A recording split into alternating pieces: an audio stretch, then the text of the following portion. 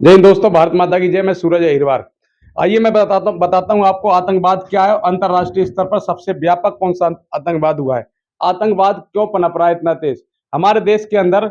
बार बार आतंकवादी हमले हो रहे हैं पाकिस्तान के द्वारा। आतंक हमारी यहाँ पे कश्मीर पे हमारी सेना भी खड़ी थी, परंतु ये आतंकवादी कैसे आ गए हमारे देश के अंदर, सबसे बड़ा सवाल तो यही है। फिर जो आतंकवादी हमला हुआ हमारे हमारे देश के अंदर 22 अप्रैल पहलगाम में हुआ, 22 अप्रैल 2025 के दिन, जिसमें हमारे लोग बेकसूर लोग 30 लोग मारे गए।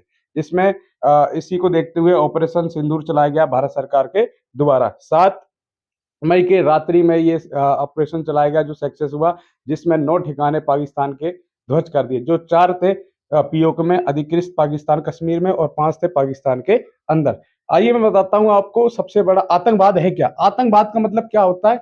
आतंकवाद का मतलब होता है हिंसा, हिंसा को बढ़ावा देना, भय को बढ़ावा देना, बेकसूर लोगों को मारना और मानवीय मूल्यों का हनन करना, मानवीय मूल्यों को हनन करना, देश में आकार मचाना और सरकार से अपनी मांगों को मनवाना। राजनीतिक उद्देश्य भी हो सकते हैं, सामाजिक उद्देश्य भी हो सकते हैं। हमारे देश के अंदर पाकिस्तान से 4-5 बार वॉर हो चुके हैं, जिसमें हम बार बार हम भारतीय ही जीतते हैं। और इस बार भी यदि युद्ध हुआ तो भारत ही जीतेगा। सबसे पहले 1947 में युद्ध हुआ, जब सांप्रदायिक तनाव को लेकर पाकिस्तान और हिंदुस्तान का बंटवारा हुआ, तब भी युद्ध हुआ, तब भी भारत जीता। 65 में युद्ध हुआ, तब भी भारत जीता। 71 में युद्ध हुआ, उसमें भी हम जीते। 1999 में कारगिल विजय युद्ध हुआ, उसमें भी हम जीते।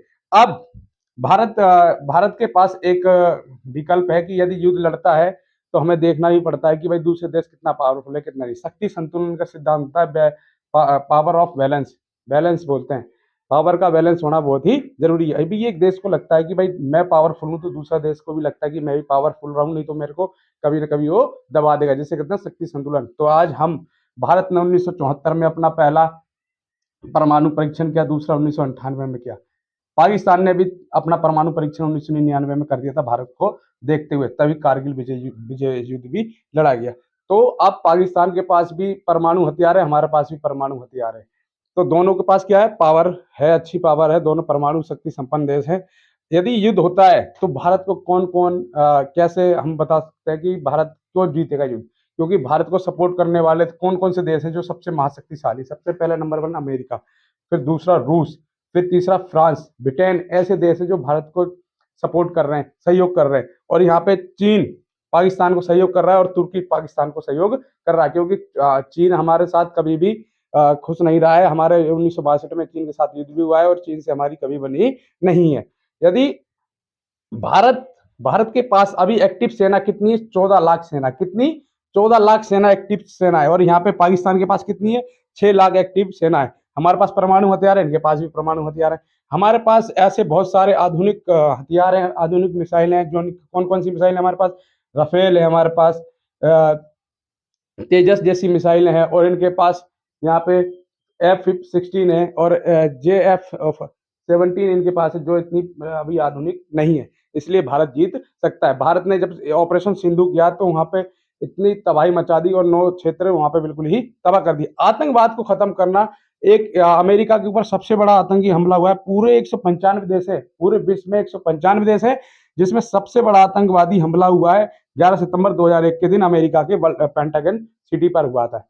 पेंटागन सिटी पे हुआ, अमेरिका के वर्ल्ड ट्रेड सेंटर पे आक्रमण हुआ, जिसमें 9 अपहरणकर्ताओं ने 4 विमान को हाईजैक कर लिया, जिसमें 3000 से ज्यादा लोग मारे गए। सबसे बड़ा आतंकी हमला यहाँ पे हुआ है। तभी अमेरिका की नजर खुली और आतंकवाद के विरुद्ध उन्होंने ऑपरेशन एंड्यूरिंग फ्रीडम चलाया। और जिसको किसको ठिकाना बनाया गया? अलकायदा संगठन, जो अफगानिस्तान में है। आज भी अलकायदा संगठन आज भी है। और NATO, North Atlantic Treaty Organization, जो 1949 में बनी है, ये अमेरिका की एक सेना संगठन है, जिसमें वर्तमान समय में 34 देश शामिल है, 34 देशों की सेना। मैं कहना चाहता हूं कि ये नाटो पूरे विश्व से आतंकवाद को समाप्त कर दे। जय हिंद।